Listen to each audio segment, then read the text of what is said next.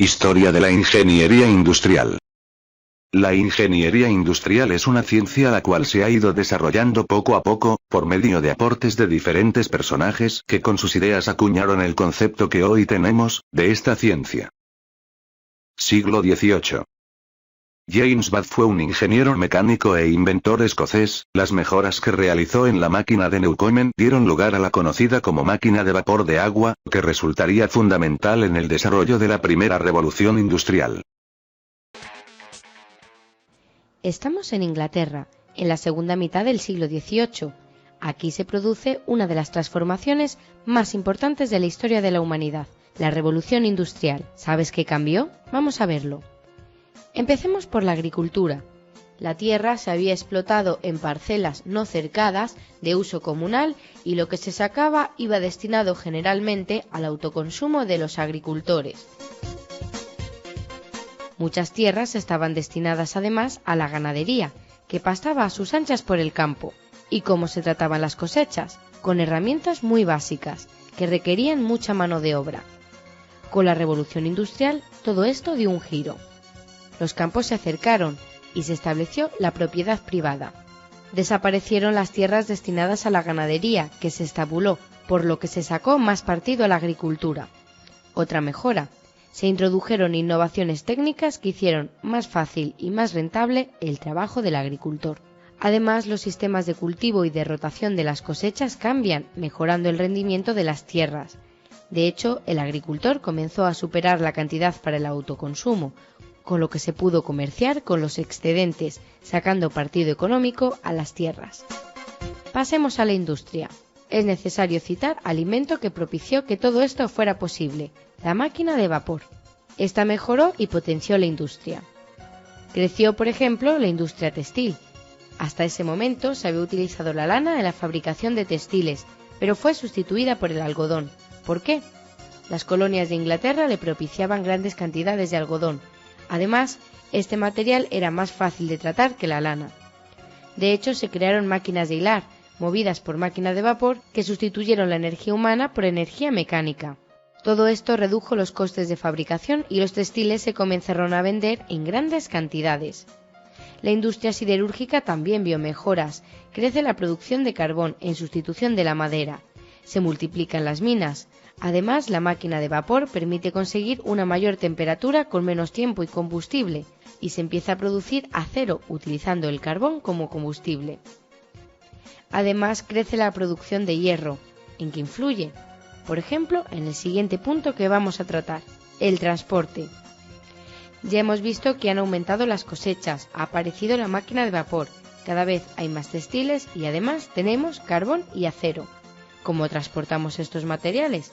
Muy fácil, aparece la primera locomotora, y el hierro del que hablábamos antes permitió que se extendiera a lo largo del país, reduciendo el tiempo de transporte de mercancías y también de viajeros. Pero no solo mejoró el ferrocarril como medio de transporte, también las comunicaciones marítimas y las carreteras. Hablemos ahora de las personas. ¿Cómo cambió la vida de los ingleses? Volvamos al principio. Hemos dicho que las mejoras en la agricultura redujeron la mano de obra en el campo. Estos trabajadores buscaron un nuevo empleo en la ciudad, fenómeno llamado éxodo rural. En las capitales se necesitaba gente en la industria de la que hemos hablado. Además, podían trabajar también en el comercio, actividad que comenzó a tener un gran auge en aquella época. O en los talleres, que dejaron de ser artesanales para el autoconsumo y se convirtieron en escuelas profesionales. Las condiciones de vida mejoraron. No había escasez de alimentos, ya que venían los excedentes del campo. Además, con una red de alcantarillado se mejoraron las condiciones sanitarias de las ciudades. Otra mejora: el jabón. Con todo esto, la mortalidad se redujo considerablemente, siendo otro de los datos fundamentales derivados de la revolución industrial. Recapitulemos: tierras cercadas con nuevas herramientas en el campo, industria, comercio y talleres en la ciudad, mejora del transporte y de las condiciones de vida de las personas. ¿Ya has entendido la revolución industrial?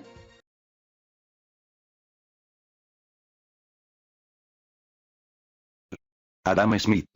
En 1776, publicó La riqueza de las naciones, en la cual nos dice que, la clave del bienestar social está en el crecimiento económico, que se potencia a través de la división del trabajo. La división del trabajo, a su vez, se profundiza a medida que se amplía la extensión de los mercados y por ende la especialización. Siglo XIX. David Ricardo. Demuestra que el valor de un producto está conectado con la cantidad de trabajo empleado y el esfuerzo para producirlo, además que también va vinculado con la cantidad de productos que se puede producir en una unidad de tiempo. Karl Marx. Aporta la teoría marxista, la cual expone en su obra El Capital, la cual nos habla de ¿qué es el salario? ¿Cómo se determina? ¿Qué es lo que determina el precio de una mercancía? Frederick Taylor.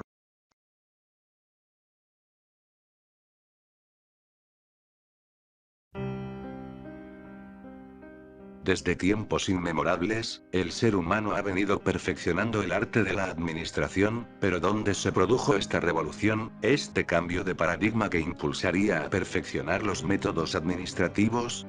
Bueno, primero que todo hablaremos de la principal persona que impulsó este cambio de paradigma en el modelo administrativo convencional que seguían las empresas. Este hombre fue Frederick Taylor. Taylor fue el fundador y principal impulsor de la administración científica y conocido como el padre de la ingeniería industrial. Nació en Filadelfia, Estados Unidos. Procedente de una familia de cuáqueros de principios rígidos, se educó en la disciplina, la devoción al trabajo y al ahorro. En sus primeros estudios tuvo contacto directo con los problemas sociales y empresariales derivados de la revolución industrial reciente en aquella época. En 1878, inició su vida profesional como obrero en la Midvale Steel, pasando después a ser capataz, supervisor, jefe de taller e ingeniero en 1885, después de graduarse en el Stevens Institute. En esa época estaba de moda el pago por pieza o por tareas. Los empleadores buscaban ganar el máximo al fijar el precio de la tarea. Los obreros, a su vez, reducían hasta un tercio el ritmo de producción de las máquinas para, entre comillas, equilibrar esta decisión, como lo veremos más adelante en lo referente a las famosas limitantes de la producción. Esto llevó a Taylor a estudiar el problema de la producción en sus mínimos detalles. Ahora que ya sabemos el origen de la administración científica, procedamos a alimentarnos de ella. La administración científica busca implementar métodos científicos a los problemas de la administración para alcanzar la eficiencia, pero ¿cómo hacemos esto? Bueno, primero que todo como empleado o como empleador tenemos que entender que el máximo de prosperidad al empleador debe estar unido al máximo de prosperidad para cada empleado. De esta manera lograremos la armonía y sobre todo la prosperidad en nuestra organización. Antiguamente los trabajadores producían menos de lo que en realidad podían producir, trayendo esto consigo improductividad para la organización y el descontento para el empleador. Esto llevó a que Taylor, mediante la administración científica, estudiara por qué ocurre este fenómeno de limitación de la producción en una organización. Su estudio arrojó que existen tres tipos diferentes de limitantes de la producción. Entre ellos el denominado sofisma, que es el erróneo pensamiento de que un aumento material en la producción por parte de los obreros o alguna máquina traerá consigo que un gran número de trabajadores queden sin trabajo. Por este pensamiento, los trabajadores se limitaban de producir las unidades que en realidad podían, pero estaban en un gran error debido a que un aumento en la producción por parte de los trabajadores a la larga traería consigo un aumento del personal. Pero, ¿por qué? Bueno, la respuesta es simple: un aumento en la producción, es decir, que los empleados produzcan más, producirá un descenso en la mano de obra directa que hace parte del costo de un producto, por ende el precio del producto será menor. Al bajar el precio del producto habrá más demanda, y a mayor demanda mayor necesidad de personal para cubrir dicha demanda. Otra limitante de la producción que encontró Taylor fueron los deficientes sistemas de administración comúnmente empleados que llevaban a la simulación del trabajo, que consistía en el trabajo lento por parte de los obreros para proteger sus intereses.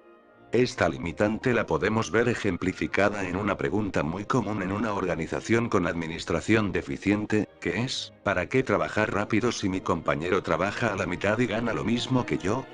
Para corregir este flagelo, la administración debe emplear métodos eficientes para identificar los trabajadores enérgicos y con buenos valores para remunerarlos de una mejor manera y acabar con la holgazanería que comúnmente se ve en ciertos trabajadores, para que así, los empleadores no se dejen engañar por sus trabajadores creyendo que estos están produciendo al máximo. El último, pero no menos importante de las limitantes de la producción expuestas por Taylor, es la utilización de métodos empíricos. Taylor observó que en todos los oficios los obreros aprendían por medio de la observación de sus compañeros vecinos, ocasionando, en algunos casos, el empleo de métodos no muy eficientes. Por tal razón, Taylor propuso que estos métodos fuesen modificados mediante un análisis científico y un exhaustivo estudio de tiempos y movimientos. Posteriormente, a esto se le denominó organización racional del trabajo, y he aquí donde comienza a hacer su principal aparición la administración científica, ya que utilizando esta, podemos reemplazar los antiguos e ineficientes métodos empíricos por métodos científicos que midan y controlen las variables tiempo, unidades producidas, número de trabajadores, horas hombre, horas máquina, entre otras. Lo que no se mide no se controla, y lo que no se controla simplemente no se mejora. Como hemos podido apreciar, con el solo hecho de aplicar la administración científica en las limitantes de producción anteriormente vistas, podemos hacer un gran cambio en un aspecto muy importante, por no decir el más importante, en una organización: la producción. Una empresa improductiva es una empresa que está en gran desventaja ante su competencia en el mercado, debido a que si la competencia llegase a enterarse de esto, fácilmente puede instaurar una guerra de precios que conlleven a una empresa improductiva a la quiebra y por ende a su extinción. De aquí, nace la necesidad de una organización científica, una empresa ente o estado que aplica la administración científica para alcanzar un mayor grado de prosperidad, tanto para empleadores, como para los obreros. Una empresa con estas características será una empresa que estará destinada al éxito. Bajo el tipo antiguo de administración, el éxito consiste casi completamente en conseguir la iniciativa de los obreros. Mientras que en la administración científica, esta iniciativa, que era extremadamente difícil de alcanzar, trabajo fuerte, buena voluntad, ingeniosidad por parte del empleado, es alcanzada gracias a una mayor eficiencia a la hora de realizar el trabajo. De esta manera los administradores adquieren nuevas responsabilidades, como las de guiar, tabular, clasificar y deducir reglas, leyes y fórmulas, que guíen óptimamente a los obreros en su labor diaria.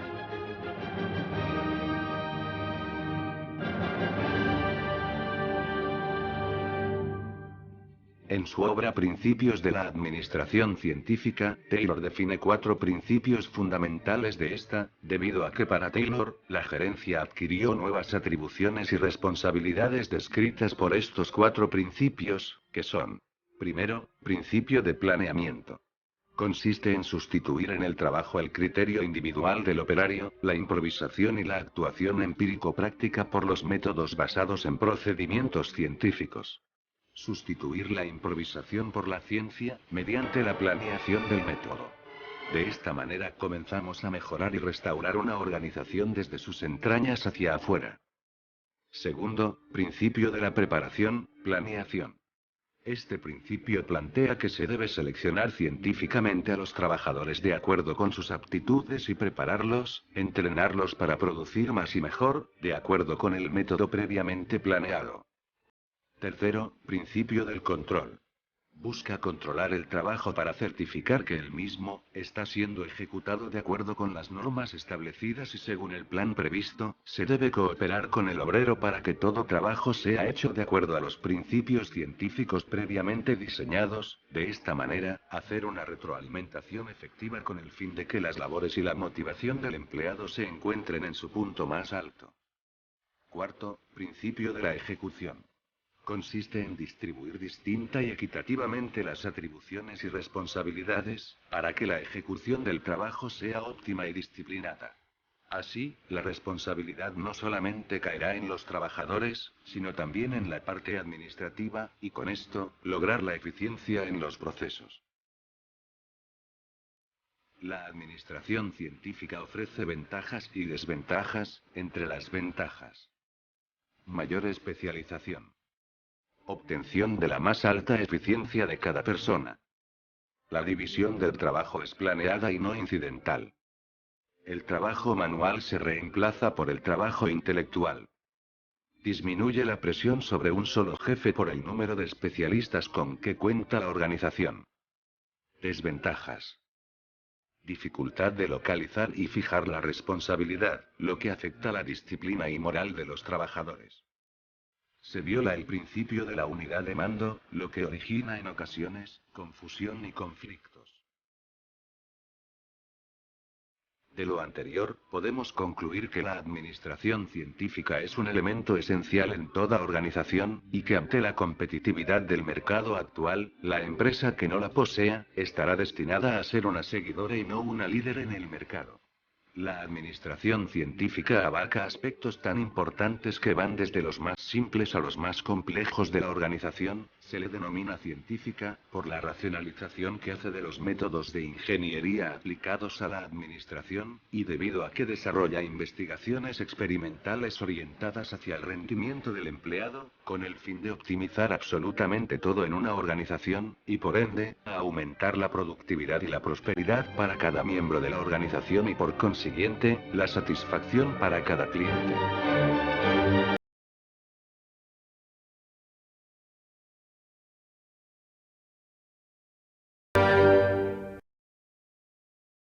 Siglo XX. Matrimonio Gilbert. Frank y Lillian Gilbert, importantes defensores de la administración científica, ambos nacidos en los Estados Unidos. Habiendo sido aceptado en el Massachusetts Institute of Technology, Frank Gilbert decidió mejor convertirse en colocador de ladrillos dada la importancia de la profesión en esos momentos. Conforme iba instruyendo a jóvenes aprendices, pudo percatarse de las deficiencias que los trabajadores experimentados transmitían a sus pupilos. Con el fin de remediar esta situación, propuso un estudio de movimientos para poder establecer el proceso óptimo para la colocación de ladrillos. Logró reducir el número de movimientos requeridos. Frank contrajo matrimonio con Lillian Moller, quien comenzó a trabajar con él en sus proyectos mientras terminaba su doctorado en psicología. Ambos siguieron llevando a cabo sus investigaciones encaminados a la eliminación de movimientos innecesarios en la realización de trabajos y ampliaron su interés para reducir la fatiga por las tareas. Principales aportes: aislaron 17 movimientos básicos en la realización de las tareas, a los cuales denominaron Terblick, Gilbert deletreado al revés, con la T y la H invertidas. Fueron pioneros en utilizar la tecnología del cine para analizar tareas. Henry Grant. Algunas de las contribuciones más importantes de Henry Gantt son las siguientes. El diagrama de Gantt, todavía aceptado como una importante herramienta de gestión, proporciona un calendario gráfico para la planificación y control del trabajo, y el registro de los progresos hacia las etapas de un proyecto. El cuadro tiene una variación moderna, en la técnica de revisión y evaluación de programas, PERPS. Eficiencia industrial. La eficiencia solo puede ser producida por la aplicación del análisis científico a todos los aspectos del trabajo. La función de gestión industrial es el de mejorar el sistema mediante la eliminación de desperdicio y los accidentes. El sistema de bonos de tareas. Vincula la prima pagada a los administradores con la efectividad de la capacitación a sus trabajadores. La responsabilidad social de las empresas. En su opinión, las empresas tienen obligaciones para con el bienestar de la sociedad. Henry Fayol. Ingeniero y teórico de la administración de empresas. Aportó un modelo administrativo el cual se basa en 3 aspectos fundamentales: la división del trabajo, la aplicación de un proceso administrativo y la formulación de los criterios técnicos que deben orientar la función administrativa. Para Fayol, la función administrativa tiene por objeto solamente al cuerpo social. Mientras que las otras funciones inciden sobre la materia prima y las máquinas, la función administrativa solo obra sobre el personal de la empresa. Fayol resumió el resultado de sus investigaciones en una serie de principios que toda empresa debía aplicar. Estos son: unidad de mando, autoridad, unidad de dirección, centralización, subordinación del interés particular al general, disciplina, división del trabajo, orden, jerarquía, justa remuneración, equidad, estabilidad, iniciativa, espíritu de cuerpo. Henry Ford. Nacido el 30 de julio de 1863, cerca de Dearborn, Michigan, Henry Ford creó el automóvil Ford Modelo T en 1908 y pasó a desarrollar el modo de línea de montaje de la producción, que revolucionó la industria. Como resultado, Ford vendió millones de coches y se convirtió en director de la empresa de fama mundial. La compañía perdió su dominio en el mercado, pero tuvo un impacto duradero. El legado de Henry Ford. Henry Ford había puesto los cimientos del siglo XX. La línea de montaje se convirtió en el modo de producción característico del siglo, con el tiempo se aplica a todo, desde los fonógrafos hasta hamburguesas. Las grandes cantidades de material de guerra que resultaron en esas líneas de montaje fueron cruciales para la victoria aliada en la Segunda Guerra Mundial. Hay empleos en las fábricas cualificados por primera vez, esto aceleran tanto la inmigración de ultramar y el movimiento de los estadounidenses de las granjas a las ciudades. Los mismos trabajos también aceleraron el movimiento de las mismas personas en una clase media cada vez más amplia. El modelo T generó automovilidad masa, alterar nuestros patrones de vida, nuestras actividades de ocio, nuestro paisaje, nuestra atmósfera. Década de 1930. Emerge la ingeniería industrial como ciencia. Segunda Guerra Mundial. En la Segunda Guerra Mundial, la aplicación de las técnicas de producción en masa resultó en aumentos nunca antes vistos en el nivel de producción de las empresas. Para la ingeniería industrial, este es un hecho que marcó un punto de referencia importantísimo en su desarrollo. Edward Deming fue un difusor del concepto de calidad total. Su nombre está asociado al desarrollo y crecimiento de Japón después de la Segunda Guerra Mundial, por consiguiente los japoneses llaman a Deming el padre de la tercera revolución industrial. Dicho renombre es justo ya que les demostró que cuando la calidad se persigue sin descanso, se optimizan los recursos, se bajan los costos y se conquista el mercado, yendo en contra de las teorías económicas clásicas según las cuales las políticas económicas adoptadas por Japón eran un error. Aportó los 14 puntos de Deming que fueron la base para la modificación de la industria americana. La adopción y actuación sobre los 14 puntos es una señal de que la dirección tiene la intención de permanecer en el negocio y apunta a proteger a los inversores y los puestos de trabajo. Sirven en cualquier parte, tanto en las pequeñas compañías como en las más grandes, en las empresas de servicios y en las dedicadas a la fabricación. Los puntos se presentaron por primera vez en su libro Out of the Crisis, Salir de la Crisis. Elton Mayo su interés primordial fue estudiar los efectos psicológicos que podían producir las condiciones físicas del trabajo en relación con la producción. En lo restante de este siglo se innovó exponencialmente a la par que aparecieron los computadores. Estos permitieron hacer análisis más complejos, experimentar procesos antes de implementarlos en la vida real, mejorar los procesos. Igualmente las computadoras complementaron todos los campos que tiene que ver con las actividades humanas.